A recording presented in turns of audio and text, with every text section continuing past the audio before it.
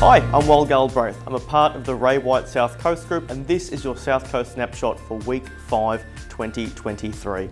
Now, the snapshot is designed to give you a bite-sized breakdown of the real estate market overall, including local, regional and city-based information across Australia. Now, all information is sourced from the AFR, leading economists on Twitter, and the Sydney Morning Herald. All information is relevant to buyers, property owners or both. Treasurer Jim Chalmers says that over the 235,000 increase in net overseas migration forecast in the October budget is likely to be wrong, with the real figure expected to be much higher after a strong rebound in arrivals.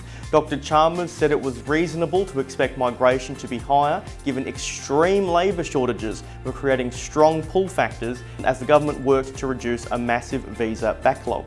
The cost of building a home has risen by its slowest quarterly pace in a year, climbing by just 1.9% nationwide over the December quarter, and is likely to slow further in the next 12 months as demand falls. Tim Lawless, CoreLogic Research Director, said the growth in construction costs was likely to slow further in the next 12 months as demand keeps falling, which would help cool inflation this year. Dwelling approval figures had dropped by 41% since moving through historic highs in March 2021, and despite a substantial pipeline of residential construction work still to be completed, the sharp decline in housing approvals will have helped reduce some of the pressure on the industry, Mr. Lawless said. The New South Wales Government expects to receive about 2,500 retrospective applications for stamp duty refunds when its first home buyer choice program kicks off on Monday, with 6,000 expected annually.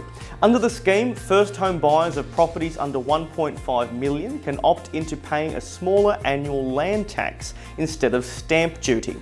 The Perrottet government hopes the move will cut the time it takes to save for a home by 2 years, but experts warn it could pump up house prices.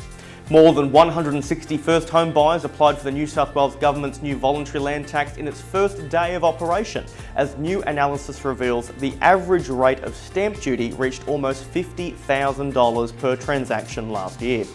Signs Australia's red-hot jobs market may be cooling will not be enough to heat off a 9th consecutive interest rate rise at the Reserve Bank of Australia's first meeting of 2023 next month, economists state. The jobless rate held steady at 3.5% in December, with people in work falling by 14,600 and unemployment edging higher, according to the Australian Bureau of Statistics' latest labour force survey. The S&P ASX 200 rose by 0.6% to 7435.3 points after the weaker than expected jobs data reduced the case for further interest rate rises beyond the expected peak of 3.6%. Financial markets expected future interest rate rises to slow. Apartments across dozens of municipalities in Adelaide and regional Queensland, alongside pockets of Melbourne and Brisbane, are resisting the record-breaking housing downturn, with prices soaring to new high, data from CoreLogic shows.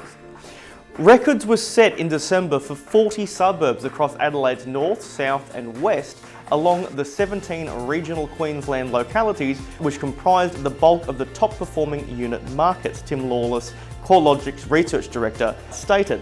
The large number of Adelaide suburbs hitting the record prices was a reflection of the city's resilient housing market.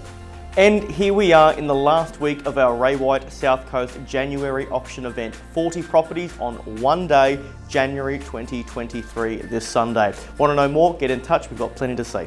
Looking to make the best use of the current marketplace? If you're either expanding your property portfolio or looking to sell your current property, get in touch today, we'd love to help. I'm Wal Galbraith with the Ray White South Coast Group. This was your snapshot for Week 5, 2023. Be well.